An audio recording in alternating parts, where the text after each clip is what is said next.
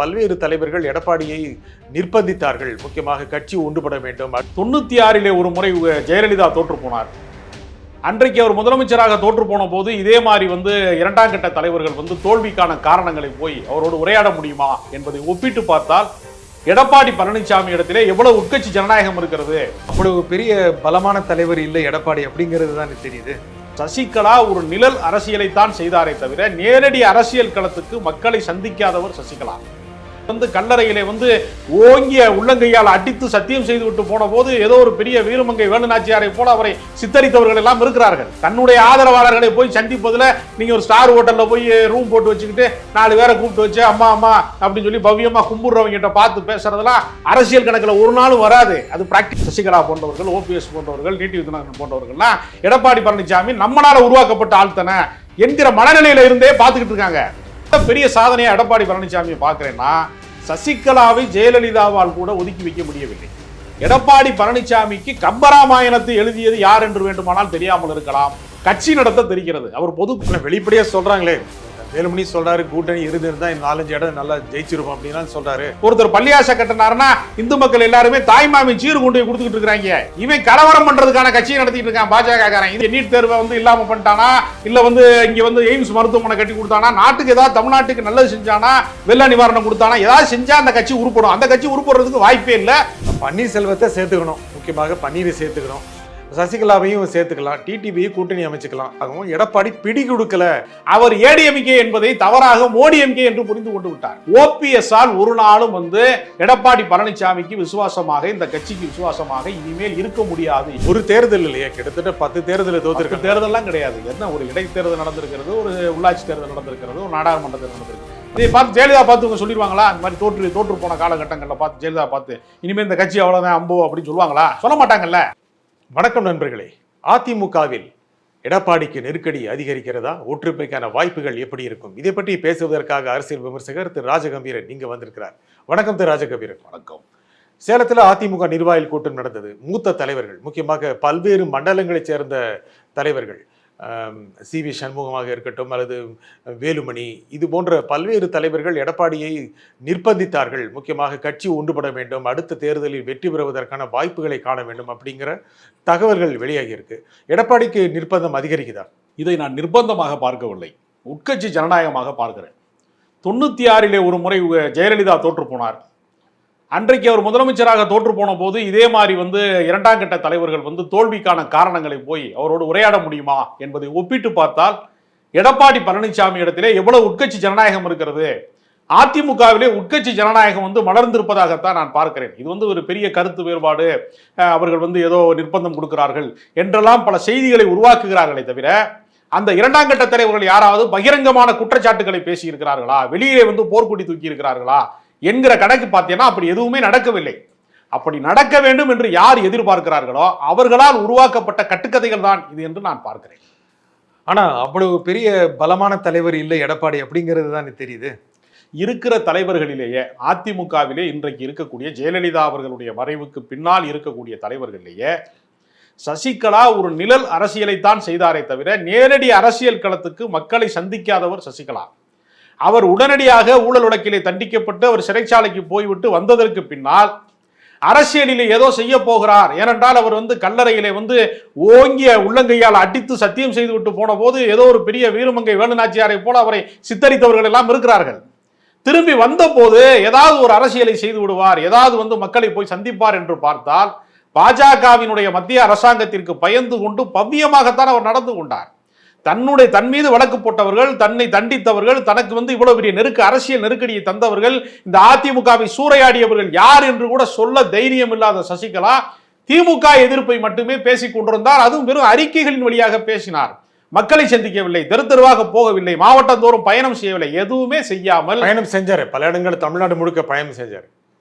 அவருடைய ஆதரவாளர்களை அவர் சந்திப்பது என்பதுவெல்லாம் அரசியல் பயணத்தில் சேராது. மக்களை சந்திக்க வேண்டும். நீங்க பொதுக்கூட்டத்தை நடத்த வேண்டும், மாநாட்டை நடத்த வேண்டும், ஆர்ப்பாட்டம் நடத்த வேண்டும், மக்கள் பிரச்சனைக்காக ரோட்ல நின்று நீங்கள் சாலை மறியல் செய்ய வேண்டும். அதுதான் அரசியலே.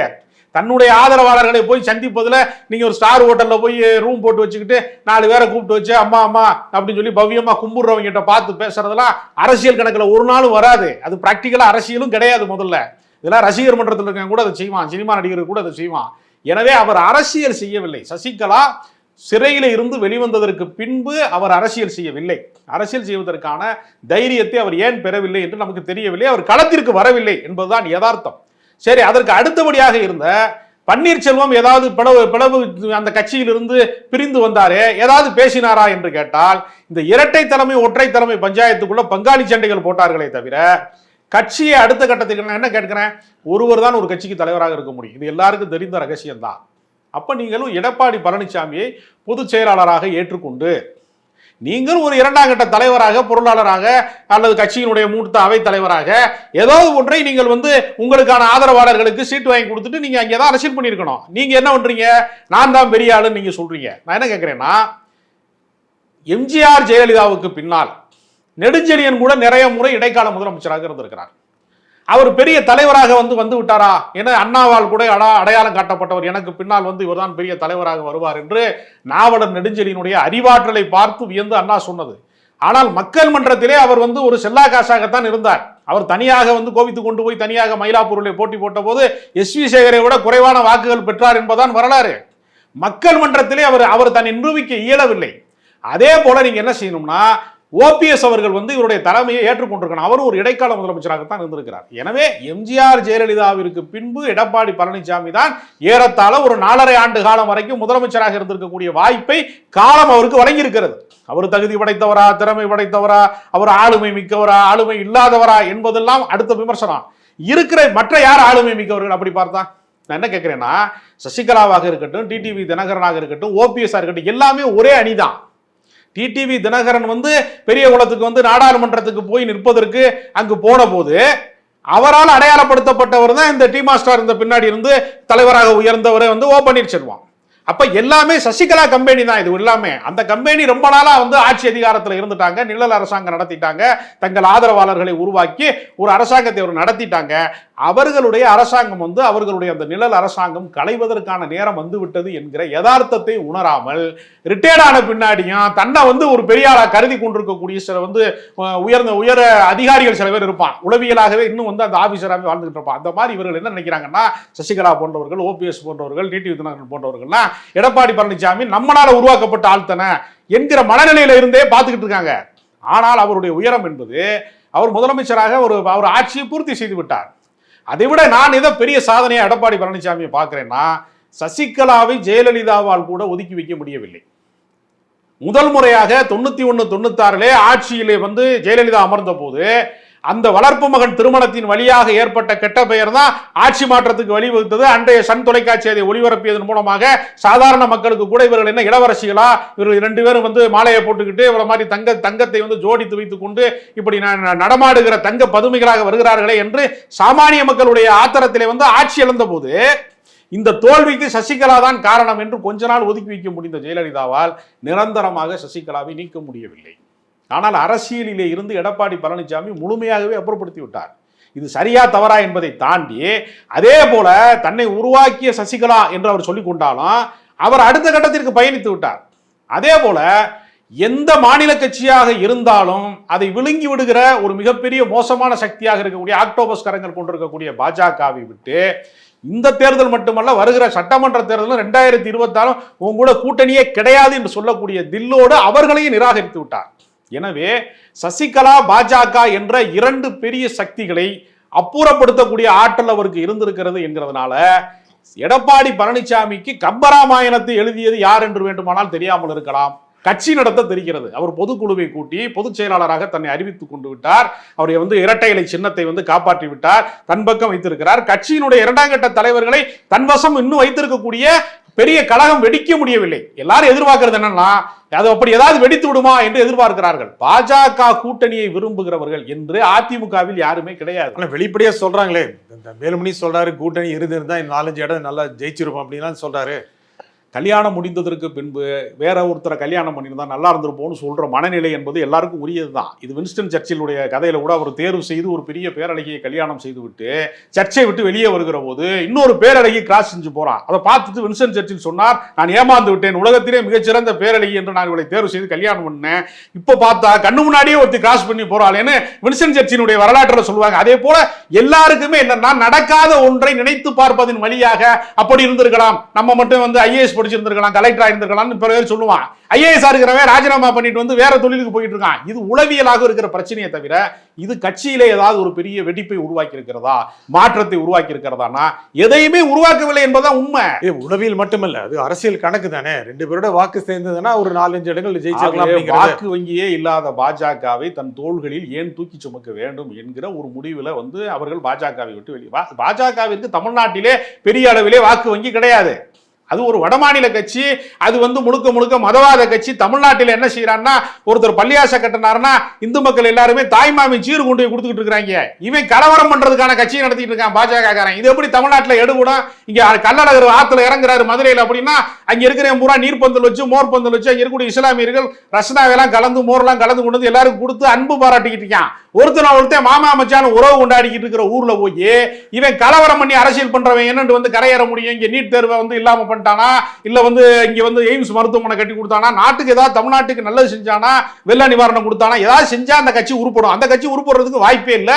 ஒரு கட்சி தலைவரா இருக்கிற ஆளுக்கு எப்படி பேசணும் அப்படின்னு தற்குறித்தனமாக எதை வேண்டுமானாலும் பேசக்கூடியவர் வந்து மாநில தலைவராக இருக்கிறார். அதனால அவர்கள் பாஜகவை விட்டு வெளியேறுவதன் மூலமாக அதிமுகவினுடைய தொண்டர்கள் பட்டாசு வெடித்தார்கள், இனிப்பு கொடுத்து கொண்டாடினார்கள். அது வந்து தொண்டர்களினுடைய முடிவாகத்தான் அது இருந்தது. சரி, இந்த கூட்டத்தில் முக்கியமாக ஒற்றுமை ஏற்படுத்தணும்.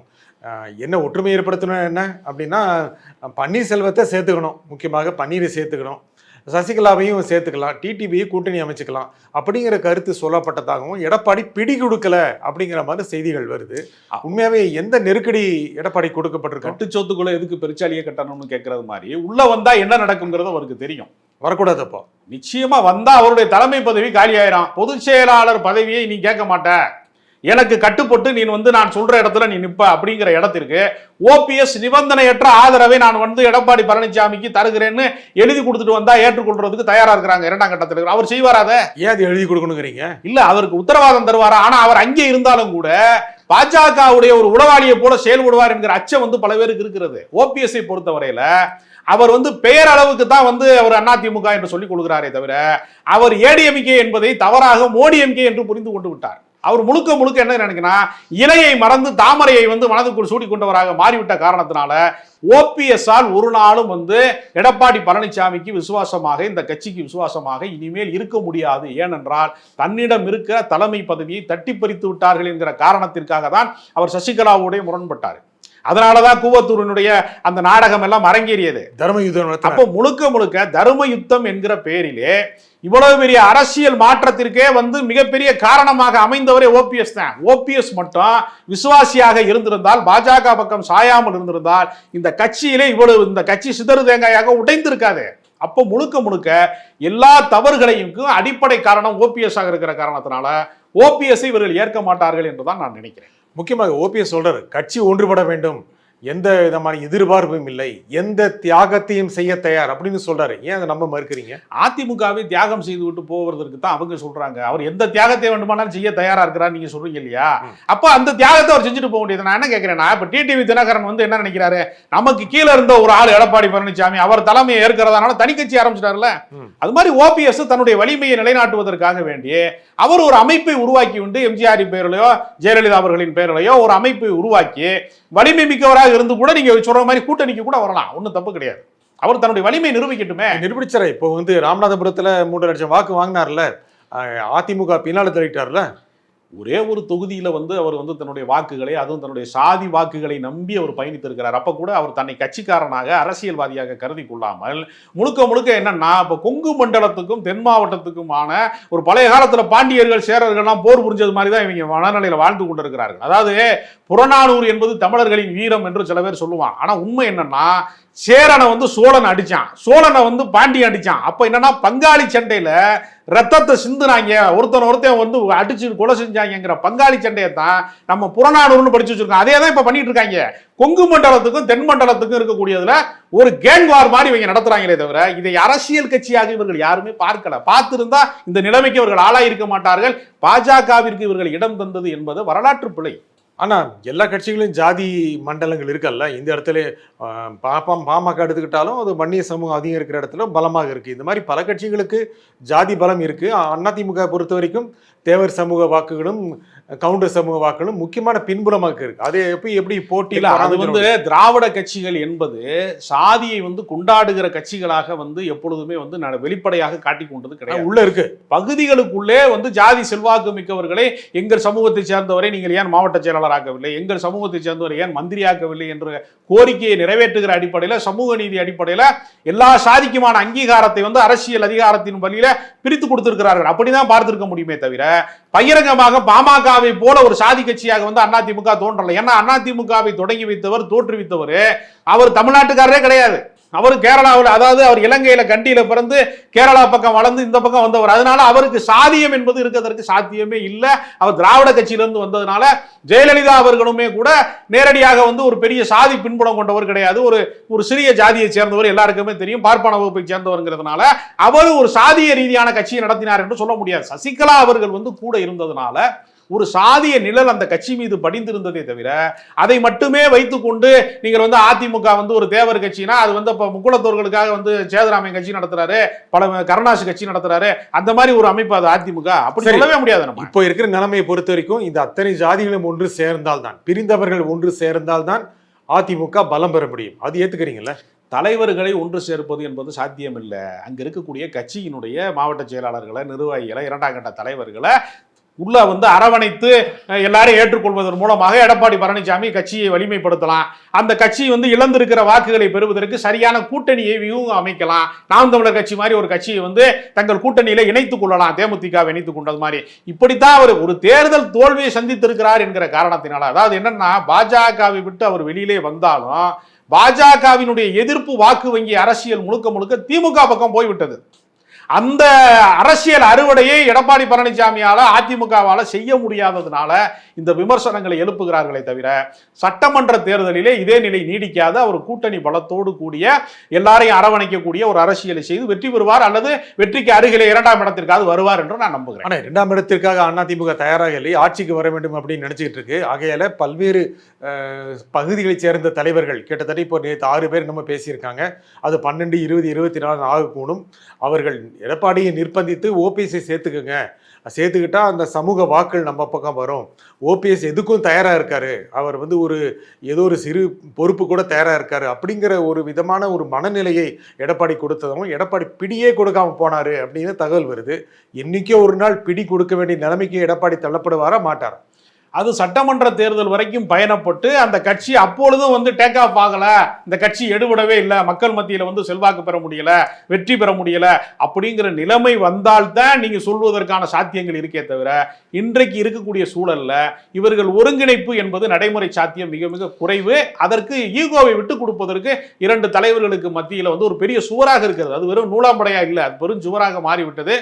அதிலும் குறிப்பாக இவரெல்லாம் ஒரு தலைவரா என்று கேட்கக்கூடிய மனநிலையில தான் ஒருவருக்கு ஒருவர் இருக்கிறார்களே தவிர மாறணும் இல்ல, அது மாறும் என்று நம்ம எப்படி சொல்ல முடியும்? கட்சி ஓபிஎஸ்க்கு வேற ஆப்ஷன் கிடையாது. அதிமுகவில் மீண்டும் வந்து தன்னை இணைத்துக் கொள்வதை தவிர வேற அவருக்கு ஏதாவது ஆப்ஷன் இருக்கிறதானா? வேற வாய்ப்பே அவருக்கு இல்ல. அதனால அவர் சமரசத்திற்கு முன் வருகிறார். ஏன் எடப்பாடி பழனிசாமிக்கு அப்படி ஒரு நிலைமை கிடையாது. இவரை அழைத்து வந்துதான் இந்த கட்சியை வந்து வாழ வைக்க வேண்டும் என்கிற நிலைமையில அவர் கிடையாது. அந்த சமூக வாக்கு வரும், சமூகத்தினுடைய வாக்குக்கு வேற தலைவர்களை, புதிய தலைவர்களை அவங்க உருவாக்குவாங்க. இவர் ஐகான் இல்ல, ஓபிஎஸ் ஒரு ஐகான் தானே. ஓபிஎஸ் ஒரு ஐகான்னு சொன்னா அவர் ஜெயிச்சிருக்கணுமே ராமநாதபுரத்துல, பெரிய வாக்கு வங்கியின் வழியாக அவர் வெற்றி பெற்றிருக்கணுமே. ஒரு சிறுபான்மை சமூகத்தை சேர்ந்த நவாஸ்கனியார் வந்து ராமநாதபுரத்துல வெல்ல முடிகிறது. அவர் வந்து அவருடைய சமூக வாக்கு வங்கியை வைத்துக் கொண்டு அவர் தனித்த ஒரு முதலமைச்சராக இருந்தவர், பெரிய சக்தியாக இருந்தவர், அவரால் வெல்ல முடியல. என்ன காரணம்? ஒரு நாடாளுமன்ற உறுப்பினராக வென்று காட்டிட்டு இருந்தா எல்லாரும் கேட்பாங்கல்ல அவர் சொல்றத. அவர் வெல்ல முடியலையே. அப்ப தோல்வி அடைந்தவர். நீ எடப்பாடி பழனிசாமியை பார்த்து நீங்க 10 முறை தோத்து போயிருக்கீங்கன்னு சொல்லும் போது நீங்களும் தான் தோத்து போயிருக்கீங்க. நீங்க என்ன வெற்றியாளரா? அப்ப யாருக்குமே யோக்கியதை கிடையாது. எல்லாரும் குள்ளர்களாக இருக்கிற போது யார் உயரமானவர்கள் என்கிற போட்டியை வந்து நடத்த முடியல. எல்லாரும் சேர்ந்த உயரமான ஆகலாம்ல. ஒருத்தர் தோல் மேல ஒருத்தர் ஏறி நின்று தான் உயரத்தை காட்ட முடியும். தோல் மேல தோல் ஏறி நிக்கிறது. அதற்கு ஒற்றுமை வேணும், அதற்கு மனநிலை வேணும், விட்டு கொடுக்கிற தியாகம் வேணும். ஒண்ணுமே கிடையாது. அதை பத்தியான பேசிட்டு இருக்காங்க இப்போ. ஆனா பேசிக்கொண்டுதான் இருக்கிறார்களே தவிர உளப்பூர்வமாக ஒருவரை ஒருவர் நேசிக்கிற இடத்தில் இரண்டு பேருமே இல்லை. ஆனா எல்லா நிர்வாகிகளும் இப்போ தயாராயிட்டாங்கல்ல. எல்லா பகுதிகளும் வேலுமணியும் தயாராயிட்டாரு, சிவி சண்முகம் தயாராயிட்டாரு, இன்னும் பல செங்கோட்டையும் தயாராயிட்டாரு. அந்த மாதிரியான தென்பகுதியை சேர்ந்த தலைவர்கள் தயாராயிட்டாங்க. ஐயா ஒண்ணு சேரலாம் இப்போ, அப்பதான் அடுத்த தேர்தல் சந்திக்க முடியும். கூடா நட்பு கேடாய் முடியும் என்று சொல்வதை போல பாஜகவோடு இவர்கள் வைத்துக் கொண்டிருந்த, பாஜக மீது இவர்களுக்கு இருந்த பயம் காரணமாக, கூட்டணி காரணமாக இவர்கள் தங்கள் தனித்துவத்தை இழந்து விட்டார்கள். தங்கள் தனித்துவத்தை மீண்டும் நிரூபிப்பதற்கான போராட்டத்திலே பாஜக அல்லாத அதிமுக என்கிற இடத்திற்கு ஓபிஎஸ் வருவாரா? ஓபிஎஸ்ஐ பொறுத்தவரையில அவர் பாஜகவின் அடிமையாக நீடிக்கிற பட்சத்துல அவர் அதிமுகவுக்கு வருவது என்பது அதிமுகவிற்கு தீமையாகத்தான் முடியுமே தவிர நன்மையாக முடியாது. முக்குளத்தோர் வாக்கு வங்கி என்று சொல்லக்கூடிய தென் மாவட்டத்தினுடைய வாக்கு வங்கியை அதிகப்படுத்துவதற்கு ஏற்கனவே இரண்டாம் கட்ட தலைவர்களாக பல பேர் இருக்கிறாங்க. செல்லூர் ராஜிலிருந்து பல தலைவர்கள், இங்கே ராஜன் செல்லப்பாலேருந்து பல தலைவர்கள் இருக்கிறாங்க, விஜயபாஸ்கர்லாம் இருக்கிறாங்க, பல தலைவர்கள் இருக்கிறாங்க. அவர்கள் வந்து வலிமையாக அந்த சமூகத்திலே இருந்து எழுந்து வந்து பெரிய தலைவர்களாக வாக்கு வங்கியை வந்து உருவாக்கக்கூடிய முடியலையே. முடிஞ்சிருந்தா இந்த தேர்தலை காமிச்சிருப்பாங்க. ஒரு தேர்தலினுடைய தோல்வியை வைத்துக் கொண்டு உடனே வந்து அந்த கட்சி வந்து முடிந்து விட்டது என்று நம்ம எப்படி கருத முடியும்? ஒரு தேர்தல் இல்லையா, கிட்டத்தட்ட 10 தேர்தலை தோத்திருக்க. தேர்தல்லாம் கிடையாது. என்ன, ஒரு இடைத்தேர்தல் நடந்திருக்கிறது, ஒரு உள்ளாட்சி தேர்தல் நடந்திருக்கிறது, ஒரு நாடாளுமன்ற தேர்தல் நடந்திருக்கு, 4 தேர்தல் நடந்திருக்கிறது. ஆனா இவங்க மிகைப்படுத்தி அதை என்ன சொல்றாங்கன்னா அவர் எப்பவுமே ஜெயிக்க மாட்டாரு என்று சொல்லுவாங்க. இதை பார்த்து ஜெயலலிதா பார்த்து இவங்க சொல்லிடுவாங்களா? இந்த மாதிரி தோற்று போன காலகட்டங்களில் பார்த்து ஜெயலலிதா பார்த்து இனிமே இந்த கட்சி அவ்வளவுதான் அம்போ அப்படின்னு சொல்லுவாங்களா? சொல்ல மாட்டாங்கல்ல. ஆனா நிர்வாகிகளுடைய நிர்பந்தத்திற்கு அடிபணி வேண்டிய நிலைமைக்கு எடப்பாடி தள்ளப்பட்டிருக்கிறாரா இல்லையா? எடப்பாடி வந்து எப்பொழுதுமே என்னன்னா, அவர் தன்னுடைய நிர்வாகிகளை தக்க வைத்துக் கொள்வதில், அவர்களுக்கு இணக்கமாக போவதில் எப்பொழுதுமே வந்து அவர் சிறந்தவராக இருக்கிற காரணத்தினாலதான் அவர் பொதுச் செயலாளராக ஆகியிருக்கிறாரு.